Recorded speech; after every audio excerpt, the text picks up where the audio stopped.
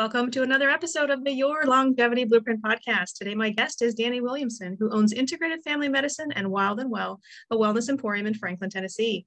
She focuses on gut health, autoimmune thyroid diseases, and hormone and adrenal health with her patients. Sounds like me. Her approach embodies a physical, emotional, mental, and spiritual process to healing. Dani is a graduate of Vanderbilt University School of Nursing, Nurse-Midwifery, and Family Nurse Practitioner programs. She's on the board of the Middle Tennessee chapter of the American Foundation for Suicide Prevention and believed strongly in addressing issues of adverse childhood trauma and its relation to overall long-term health conditions. Her first book, Wild and Well, Dani's 6 Common Sense Steps to Radical Healing, was released November of 2021 by Morgan James Publishing. So welcome to the show, Dani. Thank you so much. Appreciate it. Well, where do we start? There's so much we could talk about. So much. And I think we'll just dive right in because you have story after story. So let's start with, I know your mother has Alzheimer's and you're an only child. And I've read your story of molestation and physical and verbal abuse from 2 stepfathers, which is more than anyone should have to go through. So can you expand on all you've been through and how you've managed to resolve pain and single-handedly take care of your mom with this progressing disease right now? Yeah, it's fascinating. So there was a lot of trauma before I became wild and well, for darn sure. And, you know, I grew up honestly in complete and total chaos in my house. And my grandfather had died by suicide. My mother attempted suicide multiple times. She married two other men other than my father. My dad was my first stepfather was a child molester. The second one nearly killed me my senior year in high school. I mean, it was bad. And I had chronic diarrhea and bloating and gas and just awful gut issues from all of that stress. And I was 20 years old and I had my first colonoscopy. Fast forward to 44, I had 4 colonoscopies, endoscopies, very minimus, diagnosed with lupus, diagnosed with fibro in my 30s, depression and chronic itching, bad marriage. I too was suicidal. I mean, it was just one mess after that. And then I got a divorce, applied to nursing school at 40, and then fast forward another $200,000 in student loans. I was still sick, got out of school, 10 doctors later, 24 years of seeing doctors, 2 little kids, food stamps. Oh, I forgot about that. I was on food stamps and a medical card, 24 years of seeing doctors before a doctor ever leaned into me and said, Dani, what are you eating? Don't you know your diet controls your disease? Do you take digestive enzymes and probiotics, whatever? And do you know your food sensitivities? Turned the entire trajectory of my world around 12 years ago at 44. Changed the way I practiced medicine. I had just gotten out of school and I was blown away that what's at the end of your fork could heal you or kill you. What? I had 4 gastroenterologists and not a single one had ever said, what are you eating, Dani? Or tell me about what happened to you before the age of 18. Why did you have your first colonoscopy at 20? That's not normal. It's not normal to itch uncontrollably or poop your pants, basically, before you get out of a restaurant. So it turned the entire world around when I learned that what affects you before the age of 18 can set you up for a lifetime of chronic disease. And what's at the end of your fork can kill you, as well as sleeping well, moving well, pooping well, stressing well, cultivating community, all those things. So it's been a wild ride the last 12 years. The first 44 years were just total, complete chaos, but I have really come into my own from 44. And then my mom got diagnosed with Alzheimer's 3 years ago. And it's been a nightmare, but we're getting through that. So all that being said, that's what I do for a living. Is I help those men and women, mainly men though, women, honestly, heal decades of chronic lifestyle disease by addressing their diet and their childhood trauma. And once I zoned in on the trauma situation, it really helped take the healing of my patients to the whole next level. It's fascinating, isn't it? I wasn't taught. Stephanie, were you taught in school? No. I want to go to trauma. I want to spend some time there, but I have to go back because I want to ask, so what kind of doctor actually leaned into you? Who was it? Family practice. I was working for him. He was my first job. I had gotten fired, my very first job, out of nurse practitioner school from the emergency room because I wasn't learning fast enough, is what his words were to me. He's going to get a copy of the book, though, by the way, because he said, "You're not learning fast enough." And I said, "I love this job, Dr. So-and-so." And he said, "Nobody loves this job. They only do it for the money, Dani." And I said, "What?" Well, so there I was, 200 grand in debt, fired 6 months after graduating. And I got a job at a family practice clinic who had, Dr. Kalb had stepped out of the boat 15 years before and started practicing functional medicine. So I was like his protege. He was my mentor for 5 years before I opened practice.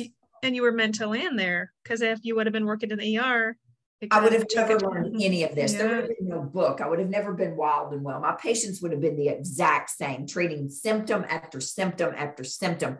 The heartburn I had for decades, right? That was the symptom of something bigger. It wasn't a Nexium deficiency. It was a symptom of everything I was eating and the stress that was in my life and the childhood. So no, he was family practice, still here in this town today. And I left there 7.5 years ago to open my own practice. And he's still a great mentor to me. And it changed the entire trajectory of my life, my children's lives, I hope generational changes here, and of my patients as well, because none of us, rarely, some people are not born sick. I wasn't born sick. I wasn't born with lupus. I wasn't born with heartburn. I wasn't born chronically itching. I wasn't born depressed. I turned every bit of that on. And Steph, I am living proof. What you turn on, you can turn off. Let's talk about that, because I'm sure trauma turns some of these things on, the bad things, right? So obviously you mentioned your childhood was traumatic, and I know this is an issue for tens of millions of people worldwide. We've mentioned on the podcast before the adverse childhood event score, the ACEs. I've had some other, if that's how I pronounce it, had some other guests that have mentioned that. And no, I never, ever was taught that through school. So is this something that you incorporate your knowledge of in your patient care then?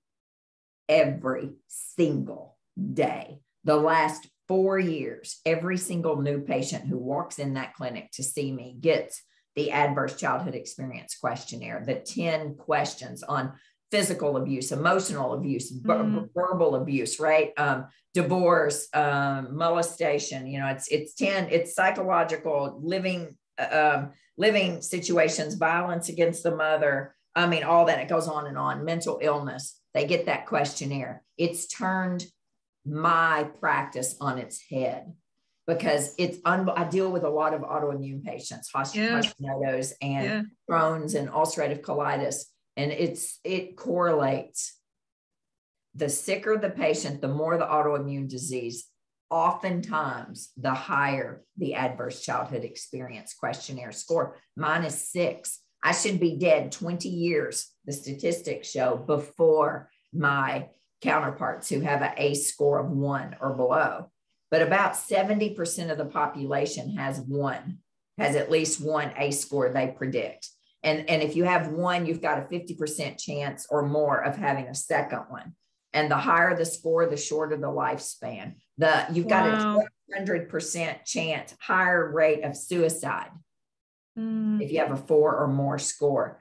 400% higher rate of chronic bronchitis and emphysema. 460% higher rate of depression.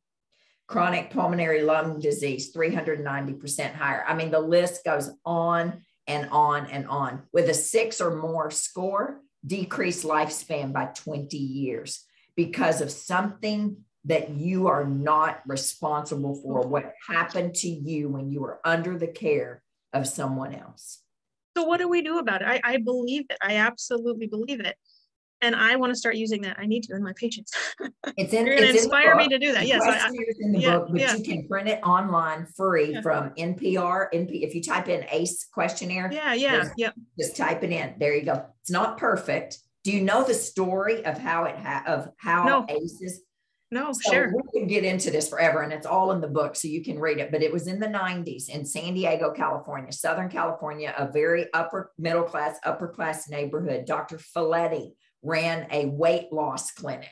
And I mean a very successful weight loss clinic where they were, patients were losing 100, 200, 300 pounds. This wasn't a 10-pound gig. This is a losing hundreds of pounds. Patients were dropping out. He noticed there was a really high dropout rate and they were losing 200 pounds, yet they dropped out of the program. Several hundred. So he started calling people in and he interviewed and he started interviewing. And one day he made a mistake and he said, how much did you weigh when you first had sex? He made a mistake. She said 40 pounds. And he said, hang on. No, I'm sorry. I'm sorry. I meant, how old were you when you first had sex? And she said, 4 years old. And he said, what?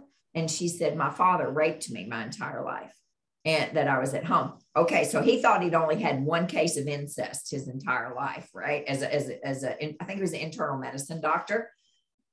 Fast forward, interviewing more and more, raped, molested, beat up, dad's in prison, mom's in prison, all hungry. So he asked other people to come in, other colleagues to interview clients, patients, same story, over and over and over. Hence, he was like, this is not right at all. Long story, the CDC got involved with this. He went to the CDC. They ended up with a 17,000 patient population study.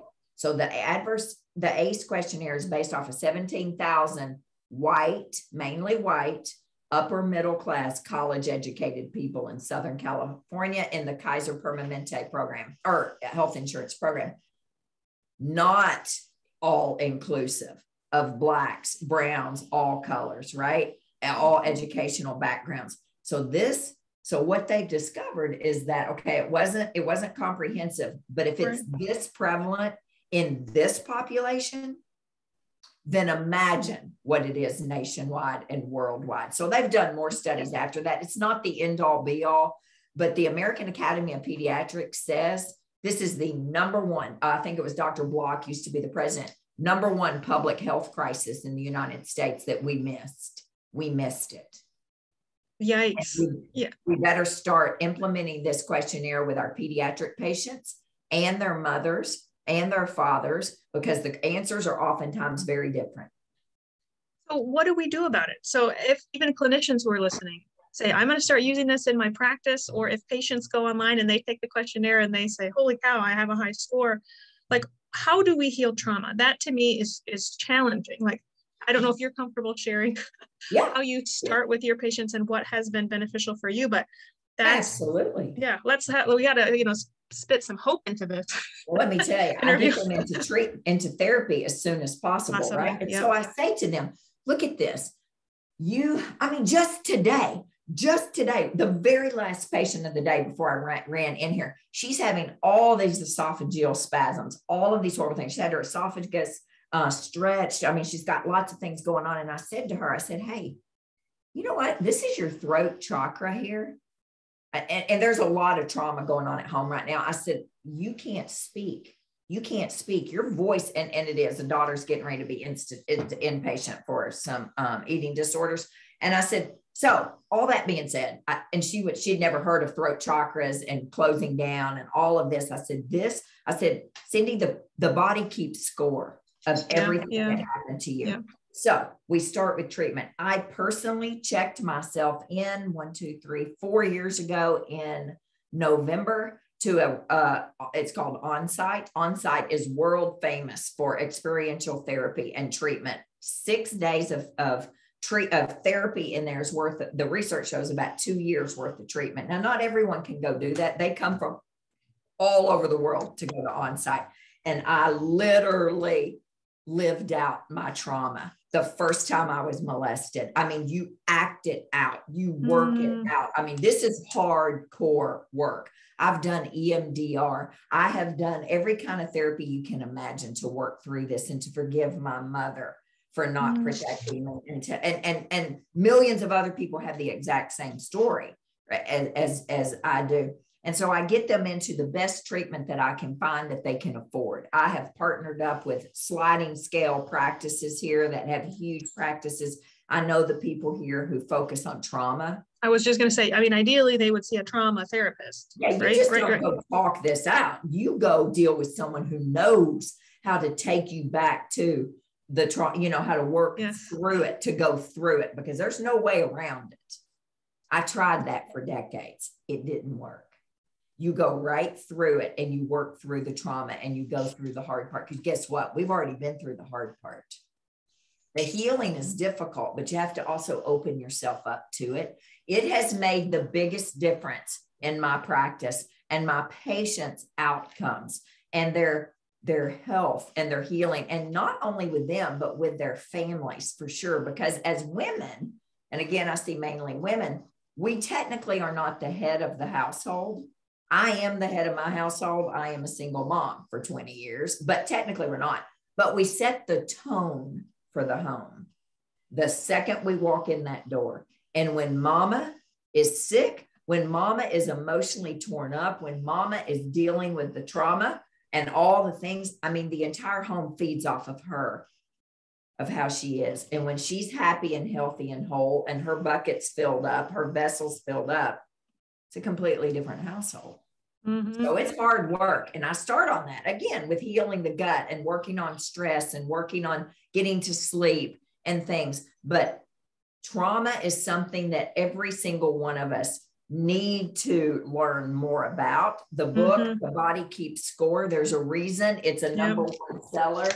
I don't have it right here behind me, but it's been a New York Times bestseller for decades. The Deepest Well is also, I think I've heard that one. Yeah. Oh my gosh, Dr. Nadine Burke-Harris, Healing the Long-Term Effects of Childhood Adversity. Our body keeps the score of the trauma. Oftentimes, whatever happened, it doesn't have to be something hugely, I don't even know if that's a word, traumatic. But if it's traumatic to the child, then it's traumatic. Yep. And it affects them. Yeah, it's key. I'm telling you, when you address the trauma, you change the entire trajectory of the entire family. I believe it. You mentioned EMDR. Can you share with the audience what that is? Eye movement, rapid, what is it? Desensitization. Something like that, yeah. I can't pronounce the last word. I can't remember what the last word is. And that is literally going back to your trauma. So they take you back to your trauma and you visualize a safe space. And I'm no expert in that. I went through it years ago. And it's hardcore work. I mean, you go through sessions. Have you ever done EMDR? No. You have to have a specialist and somebody who's trained in EMDR, but you're going back to the trauma. You're going back to the hard part, the scary part, whatever it is, and it's different for everyone. For me, it was, you know, being molested or being beat up that night, my senior year, and working through it, going through it. But then also having a safe place to go in your mind. And so they teach you all of that. And there's some tapping involved in it somehow. Tapping, emotional freedom technique, EFT. Do you know Nick Ortner? No, but I've had a guest, she'll air before you, that talks about emotional freedom technique. It is a game changer for trauma patients and anxiety patients. All you can do is sit on an airplane and watch the people who know tapping and who are tapping, right? Who are literally tapping. I mean, you don't care how you look if you've got anxiety. It is fascinating. And all of those things, EMDR, experiential therapy, talk therapy, hypnosis. I just went through some hypnosis dealing with the trauma. I just went through an entire thing with a hypnotherapist here. There's not one thing that works for everyone. Right. So you came up with 6 steps to healing that you use in your practice, and you've alluded to some of them. We know that you prioritize assessing for childhood trauma, which is amazing. And then you're sending patients off to, you know, a therapist that's going to be a good fit for them. Yes. But how did you come up with these 6 steps? And let's break them down. So I'll let you list them up. Eat well, sleep well, move well, poop well, de-stress well, cultivate community well. So let's break each one down. I mean, let's start with eat well. Tell us what that means. You got to start with what's at the end of your fork. It'll heal you or kill you. I say it every day. I'm the biggest redneck ever. And it's like what goes down the pie hole will heal you or kill you. We have decades of research on this. I spent all those years chronic diarrhea. Not one time did a gastroenterologist say, Dani, what are you eating? What are you eating? That canned icing you've been eating for years when you got stressed out. It was like my crack, right? Betty Crocker icing. That's destroying your gut. You've got to figure out, for me, I work with food intolerances, food sensitivities, and I immediately start to heal their gut with L-glutamine and some probiotics and some digestive enzymes, maybe if they need them, and, you know, multiple things. But relearning how to eat, because that's what it is, right? Mm-hmm. We are so emotionally connected to food. You know this, that it's the most difficult thing, in my opinion, you'll ever do is to change your diet. We eat the same food over and over and over. We feed our kids the same 5 or 6 meals their entire life. This takes work, eating one ingredient, God-made food in season. Spring is here, I hope, eventually in Middle Tennessee, and all the spring and summer foods are coming in. We are designed to eat God-made one ingredient food. I tell people every day, there is a reason Chick-fil-A, and I'm not picking on Chick-fil-A or McDonald's or Burger King or any of that, but there's a reason Chick-fil-A in Franklin, Tennessee has a line around it right now at 4:00 in the afternoon. Same line as in Des Moines, Iowa, or Iowa, right? The same line around that building in Salt Lake City, Utah. It's about addiction. If you think the food industry has your health in mind, you are sadly mistaken. Every chicken sandwich there was made in a chemistry experiment, in a chemistry lab.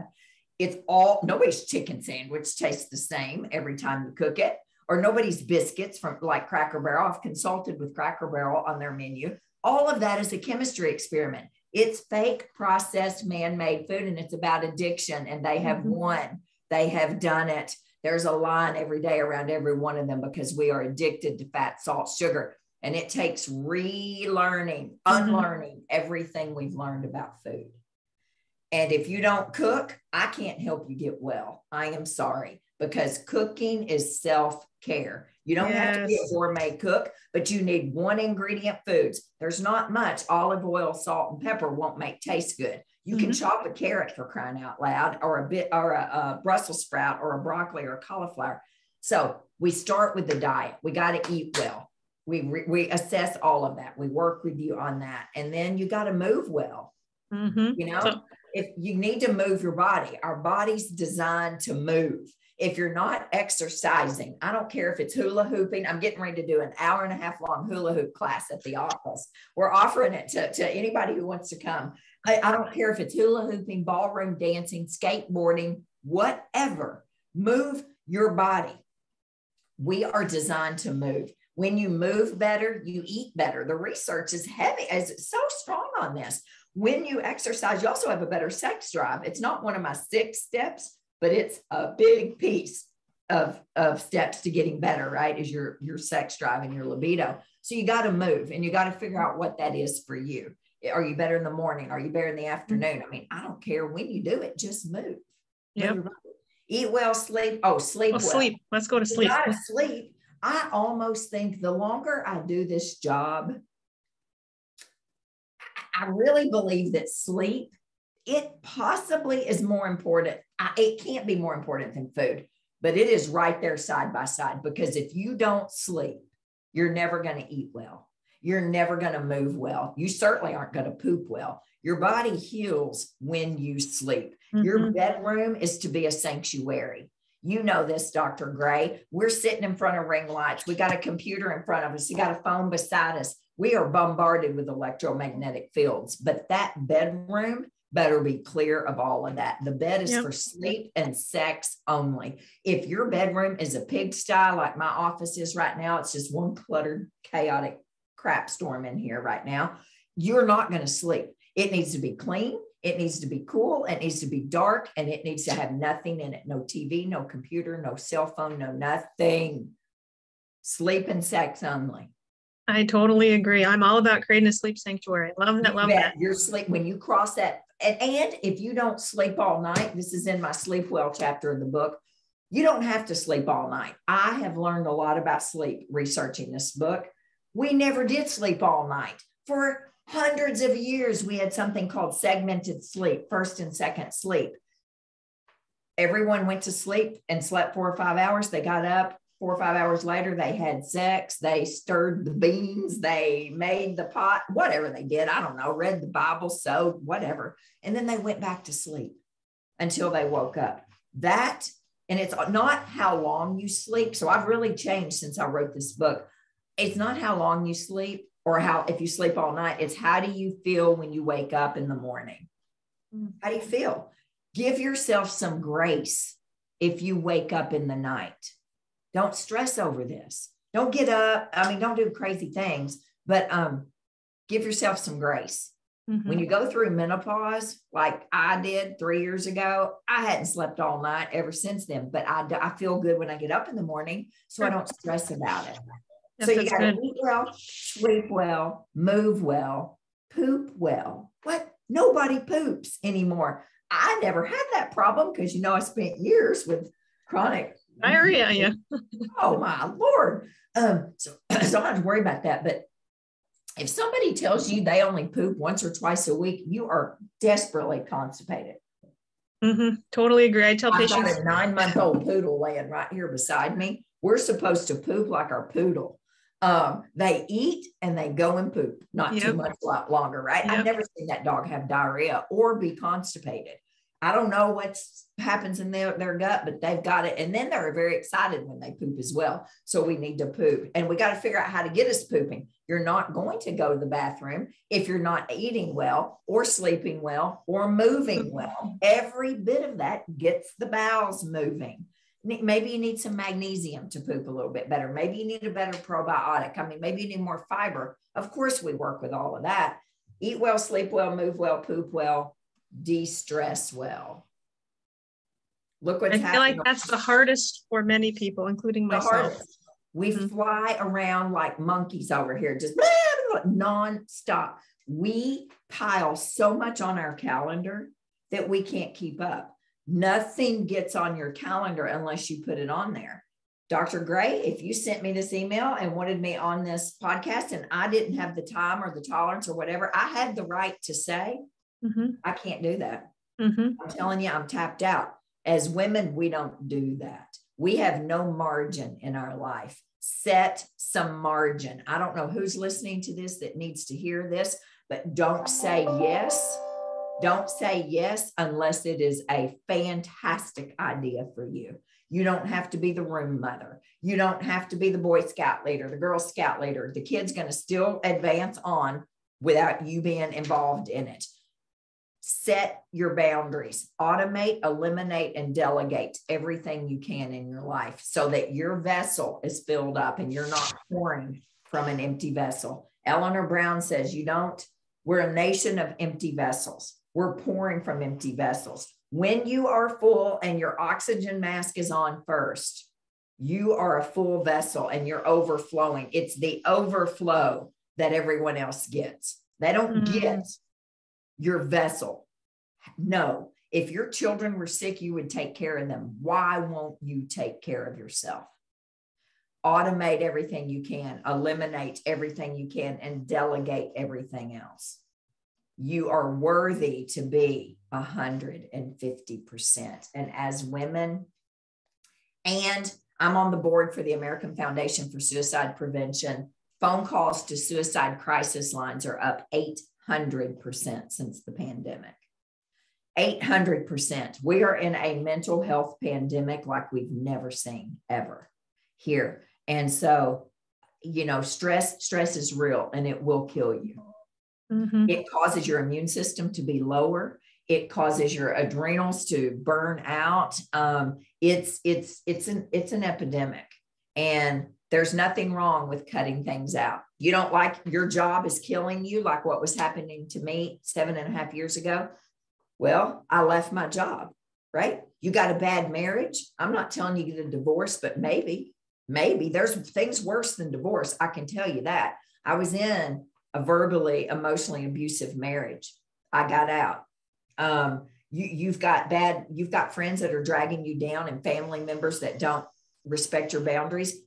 You know, if you believe in Jesus put water between him and his tribe when he needed it. He went off alone. He prayed alone. He slept alone. He did the things. He put some distance between him and his people. If Jesus had to do it, then for crying out loud, wow. It's okay where you're not weak for doing that. Exactly. You bet. Yeah. Eat well, sleep well, move well, poop well, de-stress well, cultivate community. It's key. He knew all about community, right? He had 12 in his tribe that were his people, but even inside his tribe, he had a tighter group of people. You don't need a ton of people in your life. Community is life-giving. You're healthier. The research is clear on that. You have less chronic disease. You have less inflammation when you're laughing with your people. What's today? Is today Tuesday or Wednesday? I don't know. Wednesday. Praise God, it's Wednesday. I thought all day it was Tuesday. Friday night at 5:30, I have my girls' night. I do it usually twice a year. I've got 11 girls coming. Yes, it's a pain in the butt. My house is a mess. We're doing a huge charcuterie gig over here, and I've got my tribe with me Thursday or Friday night. All but 2 can be here. When you have your tribe, you are happier, healthier. And I mean, it's just life-giving. Yeah, but we're a lonely society because we have socially isolated. I'm not blaming social isolation on anything, but what I'm saying is that's not life-giving. That's not life-giving. And all you need is one. Oak trees, sequoia trees, they just need a few roots to hold themselves up, these big old trees, right? So it's key. Community is key. And those are my 6 steps. I don't know how it happened. 12 years ago, I didn't know what I was doing. I got my job. I thought I understood the ER. Apparently I didn't. Then I got this job in a functional medicine clinic where I had no clue what these people were talking about. Ashwagandha, what the heck? Eleutherococcus, what? What are you talking about? And so I just thought, okay, I got to bring this down to common sense medicine. What's going to help us? And that's how I came up with it. And it works. And I go through that at the office all day, every day with patients. I break it down to common sense, practical medicine. We are so far away from common sense medicine, right? It's not rocket science. You made it simple. I love those steps. I love the steps. I want to go back to them, of course, again, because I want to go back to the food piece, which is foundational. And that's a huge part of functional medicine. It's chapter 1 in my book, Your Longevity Blueprint, really healing the gut, reducing inflammation there. So let's spend some time on this, because how do you feel your patients react when they're being told to change their diet? Oh, the last one today. I've seen her for years. And she finally is getting ready to, she's never cut gluten and dairy out, right? And they are emotionally frozen when I say this to them, right? And they're like, everything I eat, Dani, this is everything I eat. Yes, it is. And we're going to do this in baby steps. In a perfect world, you cut all 7 out at the same time. That right? And some do. I had a new patient, it was her second visit today. She did it. She did what I asked them to do. I do a 10-day detox. And she came back in. She said, I cannot believe how much better I feel. And she's 12 pounds lighter. Now that's unusual, honestly, because a lot of people change gluten-free food for gluten-free products, you know, and that doesn't work either at all. But they are emotionally paralyzed, if you want to know the truth, when I ask them about this. And then they're overwhelmed. And the first trip to the grocery store is a nightmare, because they can't figure it out. And I'm like, it's real simple. It's 1 ingredient food. Do you see this with your patients? Oh, yes. Oh, yes. And I want to mention, because we had talked about this before we started recording, but the 7, just for the listeners, the 7 foods that Dani was just referring to. I mean, I'm with you. I usually start patients gluten and dairy free, but if they're not having the results they want, and if they can't afford food sensitivity testing, whatnot, then the 7 foods that JJ Virgin came on the show in January 2022 to talk about removing were gluten, dairy, soy, corn, peanuts, sugars. What am I forgetting? Eggs. And eggs. Yep. Yeah. So for many people, if they will wipe the slate clean and take them all out, they will feel amazingly better and lose weight. They will. I have sold thousands of books for JJ since 2012. When I started this in 2010, Dr. Kalb was having people cut those 7 foods out before she wrote the book, right? Mm-hmm. And so we did this huge handout and all these papers. She wrote the book in 2012. I've adopted that. That's part of my 3-step program I do a 10-day detox and then I eliminate those foods. And it's just, I've sold a gazillion books. To me, it's the simplest, it's the most easily explained book, basically written at a 5th grade level. Here we are promoting her book, and you and I have books, but honestly, whatever it takes to get people to learn, because she broke it down at a level to where everyone could understand. Mm-hmm. Yep. And eggs, quite frankly, eggs tick people off almost worse than gluten and dairy does, because they're the perfect little protein, right? A lady today, she said, Dani, I eat eggs all the time. I love them. I said, I know that, but your body hates eggs, because I did have a food sensitivity on her. I said, your body hates eggs. I need you to give it up. And I showed her, she goes, I eat cage-free eggs. And I Googled up cage-free eggs for her to look at what a cage-free chicken is. One chicken in with 40,000 other chickens, that's cage-free. That's not free range pasture range, right? So cage, don't be tricked on that. So people are, and she was horrified looking at those horrible chickens and 40,000 of them right in a big building and stuff. But it's the hardest thing to do is mm-hmm. to change the diet. They'll work on the sleep, but I have learned if you don't decrease the inflammation mm-hmm. by working on the gut and what you're eating, we never get where we need to be. We get better, but you're never optimal. And I'm shooting for optimal, not just normal. I want to get back to where you were before everything started falling apart. Totally agree. And I think you have like an inflammation is the devil course. Is that right? I do. Also, yep.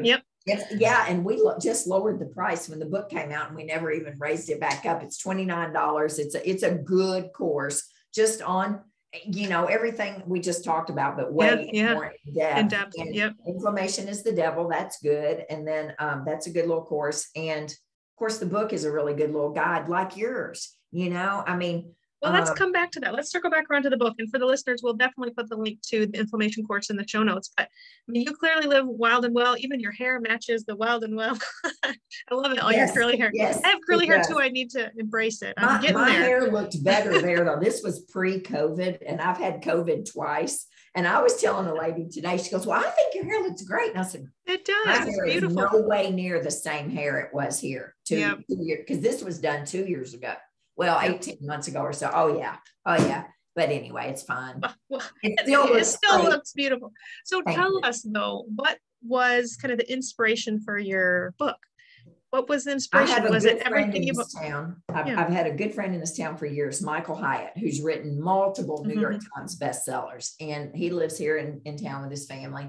And I see him all the time. And he said, Dani, you need to write a book. You are trading time for dollars over there, one-on-one with these patients. Your story is amazing. And what you do helps people, and you need to write a book. So then I called Josh Axe, who also lives in Franklin. We're real lucky. We've got like all these big New York Times bestsellers here. Josh, I've known forever since he was doing what I'm doing, seeing patients one-on-one. I said, Josh, I got to write a book. He said, well, you're going to, okay, well, here you go. And so he wrote the foreword, but he said, here's how you do it. And I wanted to help hundreds of people, thousands of people, maybe millions of people somehow, some way, more than just doing this one at a time, because I'm living proof that whatever you turn on, you can turn off. It's as simple and as complicated as that right there. And there's not enough gluten in the world to make me go back to how I felt 12 years ago. And I wanted to put the word out there that, you know what, you're not broken. If you had childhood trauma, and most of us did, we need to address it. We need to get that nailed down. We need to move through it, not around it. And you can do every single bit of that and live the life that you were designed to live. And that's why I wrote it and how I wrote it and broke it down as a manual like that. Because if I can do it, anyone can do it. I was raised in a small town, no money, I took the ACT one time, made a 15, applied to one college and got in and went. I mean, good Lord, I am smart, but not that smart. And, I'm living proof that your body's designed to be 150%. And man, when you want to shout it from the mountaintops. And that's why I wrote the book. Love it. So I do want to circle back around to your health, because you opened with all of the things you were struggling with. So where is your health now? Are you at that 150%? Where are you at? I am, except I got COVID in January and it messed my gut up again, which is really interesting because I hadn't had any issues for a decade. I am hormonally balanced. Thank you, Jesus. Past menopause. I feel good hormones. I'm not on any lupus medications, depression medication, nothing. I take low dose naltrexone and progesterone and then a lot of vitamins, and I feel good. My weak spot is exercise. And I am irritated at myself over that. My diet is good. Everything and all that stuff's good. My exercise is my weakest point. We've all got a weak link somewhere, and that's me. And I'm irritated right now about it because I love to move my body. But once you get out of the habit of exercising, it's hard to get back in. So yeah, I feel good. I feel better now than I felt in my 30s. Oh, I know I feel better now than I felt in my 30s. I felt horrible in my 30s and just kept pushing through. I'm not ever going back to that. I felt rough in my 40s, but I feel like $1,000,000. I'm closer to 60 than I am 50 now. And the next 56 years are going to be much better than the first 44. I can tell you that. I love it. I love it. I love it. Okay. Few last questions. Tell the listeners what free gift you have. We have a free shopping, it's a swapping list, not a shopping list, a free swapping list. So if you're eating flour tortillas, consider corn tortillas, or really don't do that, almond or cassava tortillas, it's a little shopping list. I send out a newsletter randomly, so you will not get spam. A lot of newsletters, trust me on that one. So if you just go to DaniWilliamson.com, sign up for that or sign up for our newsletter, and you'll get a free swapping list, which is pretty good. You can take it to the grocery, etc.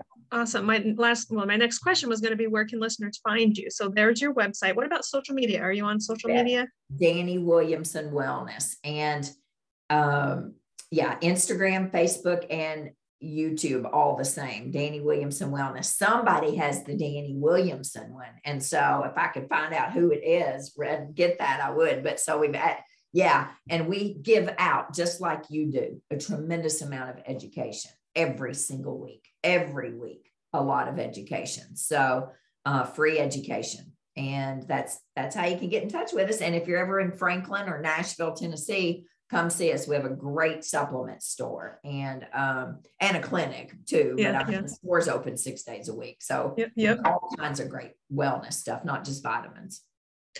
Well, tell us your top longevity tip. You obviously, all of your tips apply to longevity, but what's your absolute top longevity tip?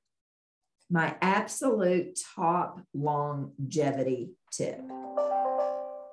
Oh dear. Well, you need to believe, this would be my best one, I think, is that you need to know and believe that you're not broken at all. Nope. Once you believe that, you may say it, but you don't believe it. Once you believe that, your body starts to turn around. We doubt that. We're not sick. We're not broken. No one has ever said that. So I keep saying, I love it. I love it. I love it. But I do. That's great. Really? I don't know. I think it's key, and once you believe it, we say, I'm sick, something's wrong. No, metabolically, you're probably pretty good. It's probably the wellness piece of it, the emotional, physical, spiritual, mental, sexual, financial, social, whatever, that's out of balance, and when we start to get that in balance, everything falls into place. We're not broken. We're not broken creatures.